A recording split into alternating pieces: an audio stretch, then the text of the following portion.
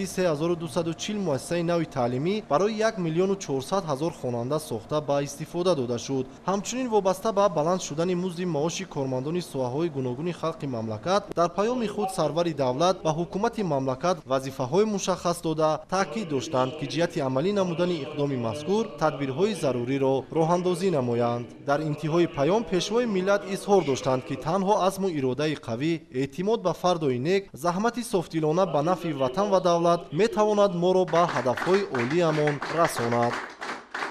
паёми навбатии президенти ҷумҳурии тоҷикистон ба маҷлиси олии мамлакатро дар ноҳияи Данғара кормандони касбу кори гуногун бо истифода аз шароитҳои мавҷуда бо ҳисси баланди масъулиятшиносӣ тамошо намуданд. дар толори маҷлисии мақомоти иҷроияи ҳокимияти давлатии ноҳия, хизматчиёни давлатӣ ва як қатор ташкилоти идораҳои ноҳиявӣ ҷамъ омада тавассути пахши мустақими телевизионӣ аз ирояи паёми солонаи роҳбари давлат баҳрабардорӣ гардида, нуқтаҳои муҳими онро вобаста ба самти фаъолияти худ махсус қайд намуданд. ин навбат низ дар ирояи паёми роҳбари давлат фаъолияти пурраи соҳаҳои мамлакат мавриди таҳлилу баррасӣ қарор ёфта, ҳамзамон рушду тараққиёти минбаъдаи ҳаёти ҷомеа муайян карда шуд. баҳри тамошои дастаҷамъонаи ирояи паёми президенти мамлакат дар донишгоҳи давлатии Данғара низ шароити мусоид фароҳам оварда шуда буд. аҳли омӯзгорону донишҷӯён баромади пурмуҳтавои роҳбари давлатро бо диққат гӯш карда, онро ҳамчун роҳнамои солона дар фаъолияти кории худ қарор доданд. зимни ироаи паём сарвари давлат зикр доштанд ки дар марҳилаи кунунии пешрафти Тоҷикистон ба соҳаҳои илму маориф афзалияти аввалин дараҷа дода мешавад, зеро онҳо дар таҳкими пояҳои давлати демократӣ ва ҳуқуқбунёду дунявӣ нақши калидӣ мебозанд. ҳамчунин устодону донишҷӯёни донишгоҳи давлатии тиббии Хатлон дастаҷамъона паёми сарвари давлатро дар толори машваратии донишгоҳ тамошо намуда аз суханронии президенти мамлакат баҳра бардоштанд. вобаста ба вазъи ҳолати пайдоиши бемории коронавирус COVID-19 ва риояи ҳатмии қоидаҳои санитарию беҳдоштӣ дар ҷойҳои ҷамъиятӣ роҳбари давлат махсус ишора намуда дастур доданд ки назорати он аз ҷониби ниҳодҳои дахлдор ба таври ҷиддӣ ба роҳ монда шавад. табибони ноҳияи Данғара низ бо тамошои ироаи паёми солонаи роҳбари давлат ба маҷлиси олии ҷумҳурии Тоҷикистон нуқтаҳои муҳими ба фаъолияти онҳо мансуб бударо қайд намуда татбиқи онро бо саъю талошҳои фаъолияти ҳаррӯзаи худ амалӣ менамоянд.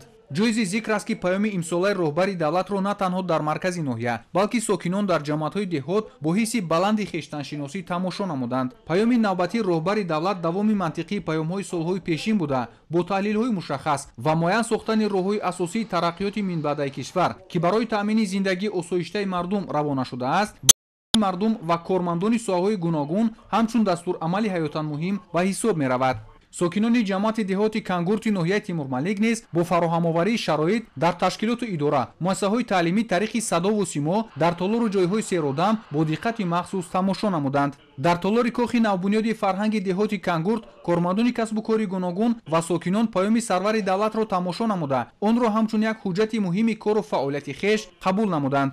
дар паёми имсолаи президенти мамлакат самтҳои асосии хоҷагии халқ, сиёсати дохилии хориҷӣ ва дурнамои он муайян гардида, рушду инкишофи соҳаҳои афзалиятноки давлат, кишоварзӣ, саноат, энергетика, сохтмон, маорифу тандурустӣ, фарҳанг, соҳибкории хурду миёна, таъсис додани ҷойҳои нави кории хулӣ ва дигар соҳаҳо таҳлил ёфта, дар оянда ислоҳи камбудӣ ва ривожу равнақи минбаъдаи соҳаҳо муайян карда шуданд. ҳамчунин устодону донишҷӯёни коллеҷи тиббии донишгоҳи давлатии тиббии Хатлон воқеъ дар деҳоти Кангурт дастаҷамъона паёми сарвари давлатро тамошо намуда бо вазъи кунунии Тоҷикистон ва ҷаҳон ошно шуда таъкидҳои роҳбари мамлакатро ҷиҳати донишомӯзии насли наврасу ҷавон бо маврид шумориданд. ҳамчунин сокинону фаъолони ин ноҳия низ дар манзилҳои худ ба паёми роҳнамои президенти кишвар таваҷҷӯҳ зоҳир намуда онро ҳамчун ифодакунандаи ормонҳои худ ва дастурамали зиндагии осудаи хеш қарор доданд.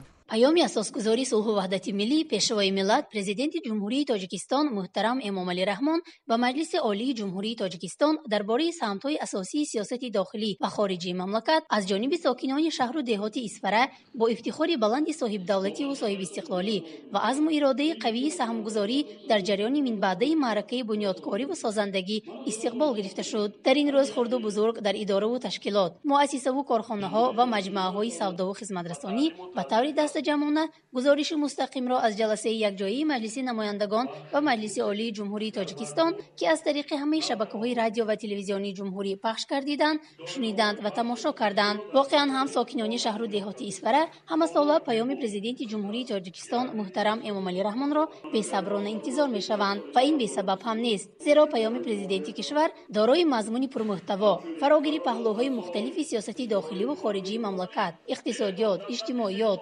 فرهنگ، در مجموع تمام سمت‌های فعالیت مردم کشور بوده.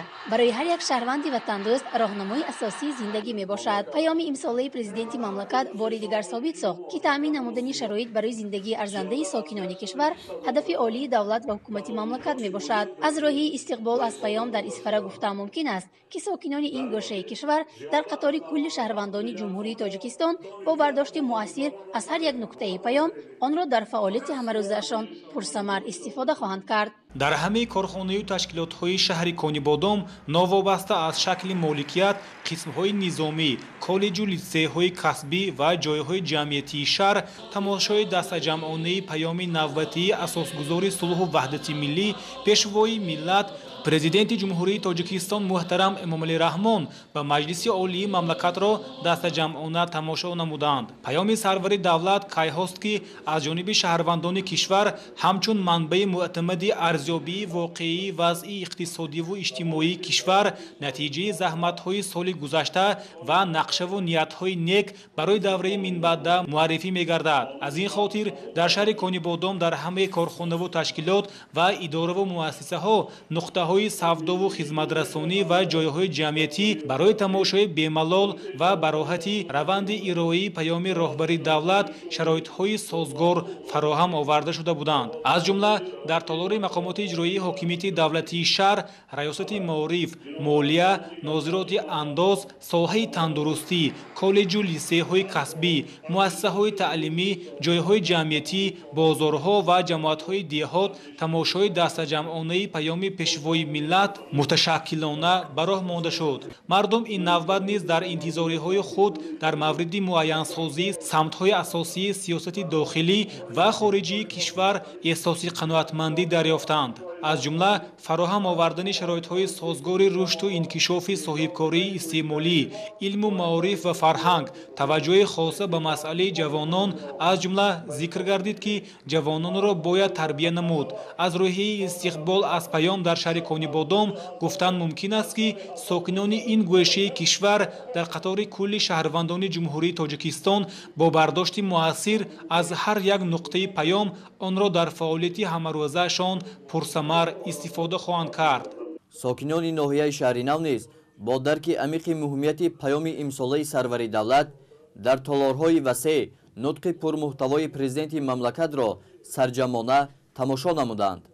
зеро паёми пешвои миллат дастур барои фаъолияти як соли тамоми соҳаҳои халқи мамлакат мебошад.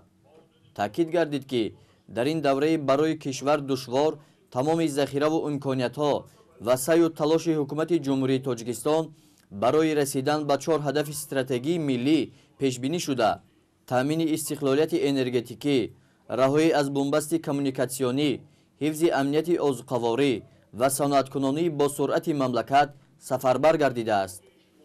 дар замони истиқлолият беш аз ҳазорҳо километр роҳи мошингард, садҳо километр роҳи оҳан ва нақбҳои мошингузар бо маблағҳои калон мавриди истифода қарор дода шуд ки дар натиҷа ҳукумати мамлакат ба яке аз ҳадафҳои стратегӣ раҳоӣ аз бумбасти коммуникатсионӣ ҷиҳати таъмини рафтуомади доимии нақлиёти мусофиркашу боркаш байни минтақаҳои гуногуни кишварамо ва давлатҳои ҳамсоя ноил гардид. асосгузори сулҳу ваҳдати миллӣ, пешвои миллат, президенти ҷумҳурии Тоҷикистон муҳтарам Эмомалӣ Раҳмон масъалаҳои баррасигардида ва дастуру супоришҳои дар паёми хеш зикргардидаро пеш аз ҳама ба хотири ҳифзи сулҳу субот, ваҳдати миллӣ, ҳимояи истиқлолияти давлатӣ ва дастовардҳои халқи тоҷик арзёбӣ намуданд ва таҳкими иқтидори иқтисодии мамлакат, фароҳам овардани шароити боз ҳам беҳтари зиндагӣ ва дар арсаи байналмилалӣ баланд бардоштани обрӯи ватани маҳбубамон Тоҷикистонро вазифаҳои аввалиндараҷаи ҳар як фарди ватандӯсти кишвар номиданд.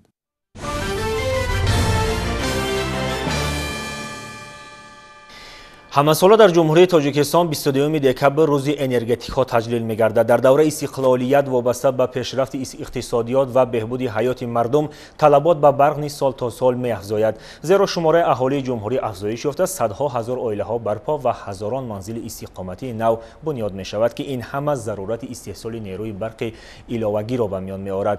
ҳукумати ҷумҳурии тоҷикистон ин омилро ба инобат гирифта ба даст овардани истиқлолияти комили энергетикии мамлакатро яке аз ҳадафҳои стратегӣ اعلان نمود و برای نائل شدن به استقلالیت انرژتیکی تدبیرهای سودمند میاندیشند.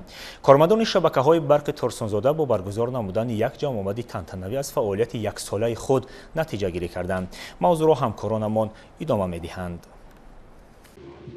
در جلسه ایدانه که به مناسبت روز انرژتیکا برگزار شد، نمایندگان شرکت برق تاجیک و مقامات اجرایی حاکمیت دولتی شهر ترسانزاده اشتراک نمودند. کارمندان ساحه را با عید کسبی تبریک نمودند. قید کردند که ساحه انرژتیک مملکت یکی از ساحه‌های مهم خودجگی خلق کشور بوده و استقلالیت انرژتیک رسیدن یکی از هدف‌های استراتژیک حکومت جمهوری تاجیکستان به حساب می‌رود. کارمندان شبکه‌های برق ترسانزاده نیز در قطار هزاران متخصصان ساحه برای تامین منتظم اهالی منطقه با نیروی برق خوش‌صفت زحمت شبانه روزی کشیدند. ایدی کسبی خود را با دستاوردهای بلند مهنتی استقبال گرفتند. جمع‌آوری سریع مبلغ استفاده قوه برق از اهالی و تشکیلات کارخانه‌ها یکی از وظیفه‌های مهم کارمندان ساحه به حساب می‌رود. سال جاری ناظران فروش برق شبکه‌های برق ترسانزاده توانستند نسبت همین دوره سال گذشته جمع‌آوری حق استفاده قوه برق را به 15-20% زیادتر تامین نمایند. در چاره‌بینی نمایندگان از موفقیت‌های کارمندان و متخصصان شبکه‌های برق ترسانزاده و سهم ارزنده‌شان در تامین استقلالیت انرژتیکی کشور یادآور گشته برای زحمت‌های شبانه‌روزی‌شان اظهار سپاس و مینه‌داری نمودند. به کارمندان سابقه‌دار و متخصصان ورزیده تحفه و افتخارنامه‌های رهبری شرکت برق تاجیک، شبکه‌های برق ترسانزاده و کمیته اجرایی حزب خلقی دموکراتیک تاجیکستان در شهر ترسانزاده سپرده شد.